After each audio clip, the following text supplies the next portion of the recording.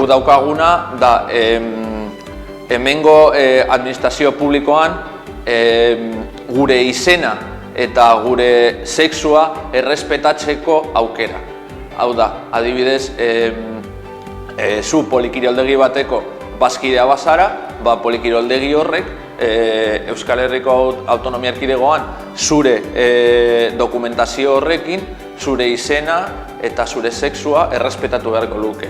Hemos aportado mucho a la sociedad. Creo que hemos aportado mucho a la sociedad con nuestros trabajos y con nuestra manera de ser y con nuestra lucha por la libertad, etcétera, etcétera. Pero que muchos de ellos en estos momentos están en una residencia y esas personas no están solas. De estas personas están doblemente discriminadas por ser mayores y por ser homosexuales. Dependiendo del ámbito social, hay muchas veces que nos vemos en la presión de tener que mantener un poco las formas, ¿no? por el que dirán más que nada. Y bueno, pues es una cosa que debería cambiar. Que seas o no homosexual, pues que vive tu vida respetando a todo el mundo y sé feliz. El bullying homofóbico se da en la escuela en edades muy tempranas, se calcula entre los 11 y los 14 años, yo diría que incluso antes.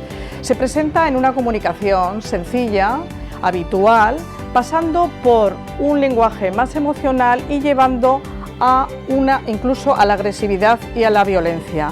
Yo creo que ser mujer y lesbiana sí es una doble traba social, sin ninguna duda. Se presupone desde pequeñitas que las mujeres van a unir su vida a un hombre. De hecho, es algo que he vivido personalmente. O sea, me da igual lo que piense otro, ¿no? Soy quien soy y estoy orgullosa de serlo.